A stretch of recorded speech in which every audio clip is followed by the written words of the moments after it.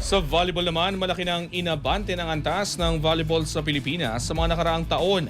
At ayon kay Asian Volleyball Confederation President Tatsu Sara, malaking bahagi nito ang patuloy na pag-host ng bansa ng mga malalaking international tournaments. Ang ibang detalye alamin sa aking eksklusibong pag-abante.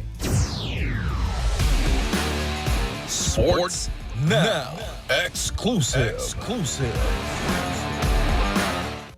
Naniniwala si Asian Volleyball Confederation President Ramon Tatsusara na ang pagdaraos ng mga malalaking international tournament sa Pilipinas ang isa sa mga pinakamalaking dahilan ng patuloy na pag-abante ng volleyball sa bansa. Well, putting up a very good program for our national teams and hosting international events like VNL Wojam really helps to improve our national team, especially from the world ranking. Ayon kay Susara, mahalagang ipagpatuloy ng Pilipinas ang pag-host ng mga international tournaments upang mapanatili ang pag-abante ng mga pambansang koponan sa mga susunod na taon. So we need to sustain and maintain the improvements of our national team and continue the next 5 or 10 years again. So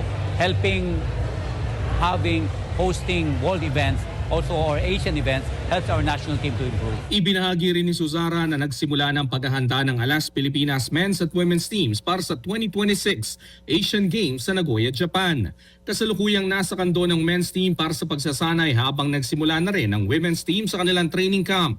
Samantala, ikinatuwa rin ni Susara ang pag-unlad ng Under-18 national team na nagkamit ng ikatlong pwesto sa Princess Cup matapos magtapos sa ika-9 na pwesto sa Asian Championship.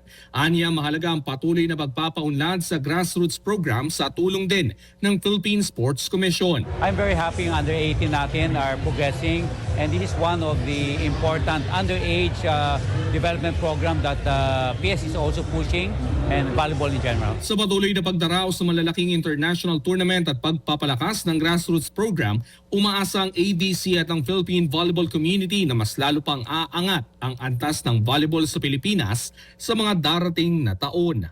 Ako si Jesus Valdez, Abante.